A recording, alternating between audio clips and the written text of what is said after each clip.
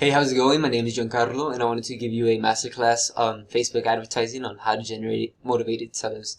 I know you guys are probably in this group like, who the hell is this kid, and what the hell does he know about real estate investing? But I wanted to go ahead and give you some sort of value really quick and exclusive to everybody that's in this group, and just to give me credibility and for you to actually have some solid system in place that works really well and is currently generating a lot of deals for the clients that we're working with at the moment. Let me go ahead and begin. Okay, so just really quickly, I wanted to go over what a motivated seller is and why do they matter. How do you properly create a copy that's able to resonate with these motivated sellers to get them to engage with the ad. And the third thing that I wanted to go over is the targeting that we use on Facebook. I think it'll actually blow a lot of people that are watching this video's mind. So stick with us and we'll go ahead and show you what we mean by that and a little bit about the Facebook algorithm. And the last thing is the retargeting. So this is a way to ensure that we get better results, not necessarily more leads. So what is a motivated seller? So in its name, right, someone that's motivated to sell typically because they're going through a divorce or they're going through a foreclosure, a probate, maybe inheritance. They're looking to sell quick, and this is typically very good for the investor because they're likely going to get the house at a very, very discounted rate. So that is the motivated seller. And again, these are the different types of motivated sellers that we have here. We want to be very mindful of who we're targeting, right? So if we're targeting people that are going through divorces, we want to empathize with them. If they're going through a job loss, you want to empathize with that as well. Again, the more you empathize and the more you curate them and basically, what's the word I'm looking for? Personalize it to their situation. The better results you're gonna get, all right, and the more engagement you're gonna get. So, just a little bit of ad copy here, just to be able to base yourself off of whenever you're creating your copy. I don't want to spend too much time here. I'll just leave this here if you want to look back on it. But we just wanted to give you a targeting hack too with Facebook. So, people with properties that need repairs, right? So major or minor, or if it's roofs or even the boilers. You want to target people that have interest in Home Depot, Lowe's, HVAC companies, roofing. That's basically going to mean that you're going to get a bigger deal off of this Facebook lead. So that is a targeting hack that we wanted to give you guys exclusively that are in this group. So, alright, and let me go ahead and continue here. These are different types of motivated sellers that you can get through your city. So this is all public information: medical liens, tax liens, notice of defaults. You could call the city and go ahead and collect that and get the addresses and their information. And if you're able to do that, I'll show you how to use that information and basically lower your cost per lead on Facebook and ensure that you're going to get results through Facebook. So Facebook do the dirty work for you. You'll literally leave Facebook the copy, and it'll be able to analyze the copy and be able to tell who to put it in front of. The only targeting that I would put is the targeting hack that I just gave you a moment ago to land you bigger and better deals. So Facebook reads and analyzes the copy like I mentioned, and once it does that, it's going to be able to tell who your audience is. I'll have David here in a moment to explain the Facebook algorithm and how it works. So we leave Facebook do the dirty work. We just focus on the ad copy. As an agency, we focus heavy on the copywriting, and we truly believe that is what is most important in the success of your ad. So, Hey, so my name is David Berlanga. In this video, I want to go over a couple of things about Facebook ads and how to actually structure them to generate revenue for your business. So one thing that I do want to clear up before we get started, I want to clear up a misconception that a lot of business owners have when running Facebook ads for the first time. And that is that they think that it's just about running one ad and they'll get lucky the first time and it's magically going to work. And that's just simply not the case. You do have to do a lot of testing on ads to figure out which ad is the one that works and which ad doesn't work. So here are some key points that I want you guys to take away from this presentation. The first one is scale the same day that the ad performs well. So back to my point about testing. Let's say you have an ad spend budget of $15 a day. So you want to spend $15 a day on your ads.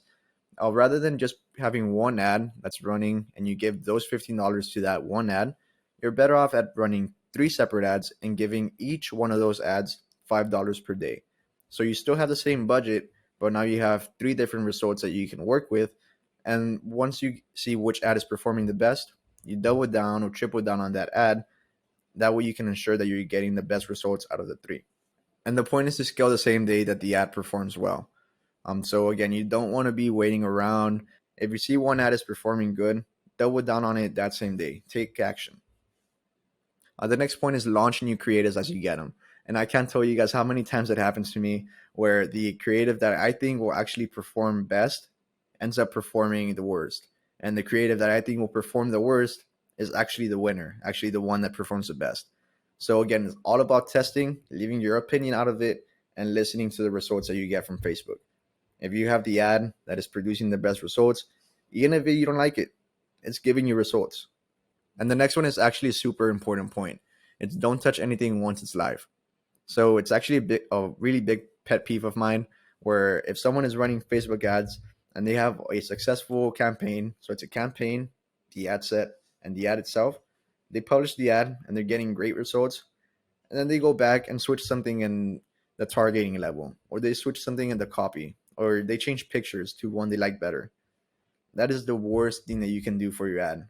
And the reason why is because once an ad is published, the algorithm starts learning about that ad, starts learning about who is actually engaging with the ad, who stops scrolling to read the ad, who likes it, who shares it, who comments on it. So the ad is learning once it's live. And if you switch something on the ad, even if it's a word, if you make any type of edit on the ad, it loses all of that progress and it starts all over again from zero. And that is just the most inefficient thing you can do with your money, with your time, and with your Facebook marketing. The next one is kill bad ads on a 1 to 3 day window. So some agencies wait 7 days before they kill an ad that isn't producing results. I found the best results is by waiting a 1 to 3 day window.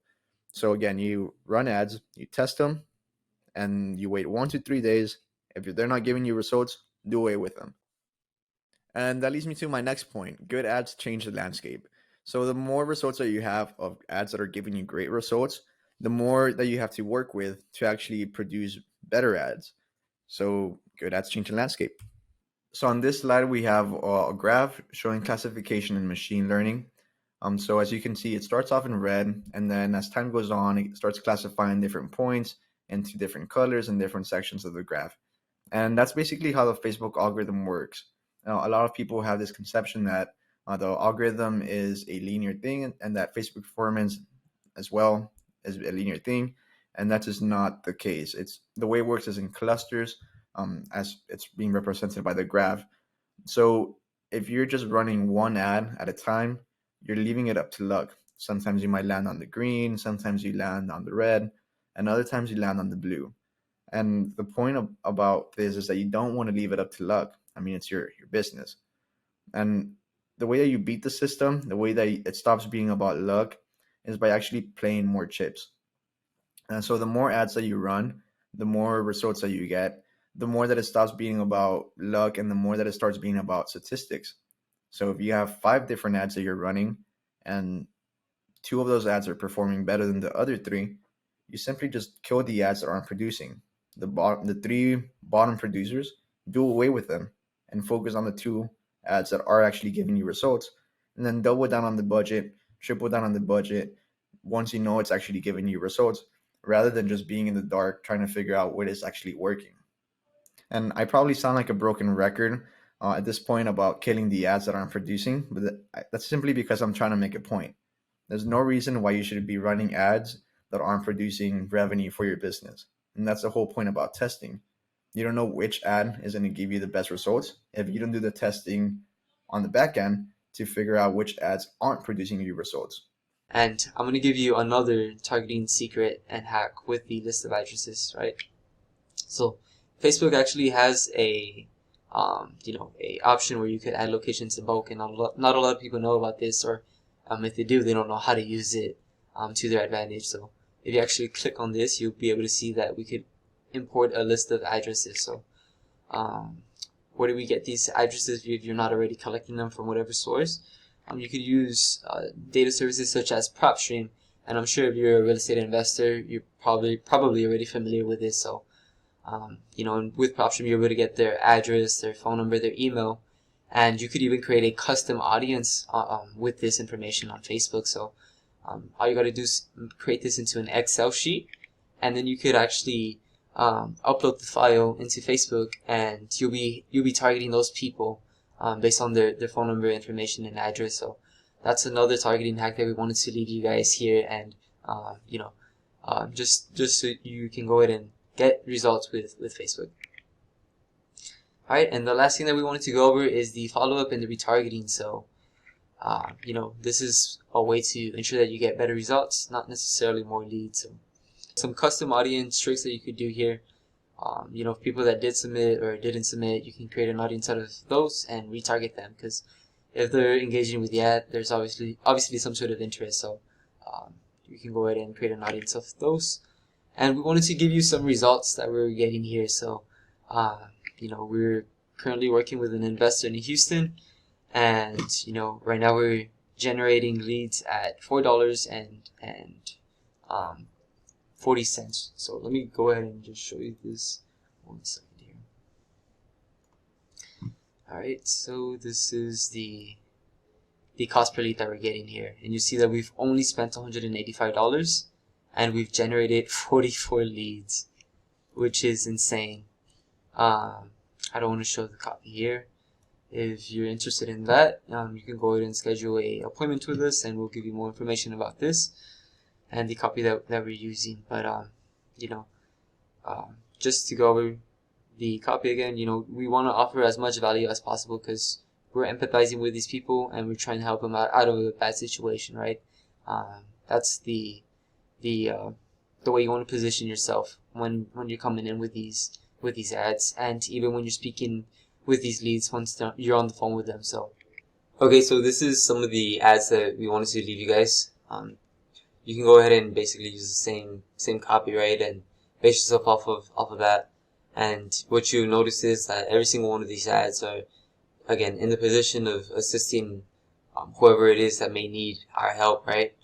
And you see here that the call to action is to download, right? So they're downloading an ebook or a PDF guide on you know, 5 ways to sell your home, or reasons you should sell your home to a real estate investor, or so and so. So these are just some examples that we wanted to leave you guys, and for you guys to try out. And we wanted to go over the targeting just one more time. So the detailed targeting, absolutely nothing other than the HVAC and the roofing, but you want to also use specific ads for whenever you're using that targeting. So I wouldn't include that targeting for the ads that you just saw. You have to kind of get creative with the ad copy, and then once you get the ad copy, then you could add the targeting that I basically showed you guys earlier. The English, you don't want to change that. Occasionally you could put English only or Spanish only, if you're not bilingual, of course. The gender and the age, we can't even touch it, because it's since it's a real estate ad, it falls under the special ad category. If you change that, you are going to get suspended, so don't even try changing it. And the radius for the location, you want to spread it up to 50 miles of wherever it is that you're targeting. So bigger is better, and with Facebook targeting, like we mentioned. So this is the targeting that we use, and just wanted to show you exactly how it looks like. Alright, and you've basically made it to the end, and you know, we wanted to give you one last thing before we go, right? So anybody that did stick through here, you can go ahead and just message us, and we'll go ahead and give you the ad copy, right? It's only going to be limited to 3 investors though, because you know, we don't want everybody to be using the same ads that we use. So you know, whoever sticked around to watch this, feel free to message us, and we'll go ahead and help you out with the ad copy. Okay, so I hope you guys learned something, and if you guys want us to give a training on the ad copy, go ahead and let us know, and we'll be more than happy to do so.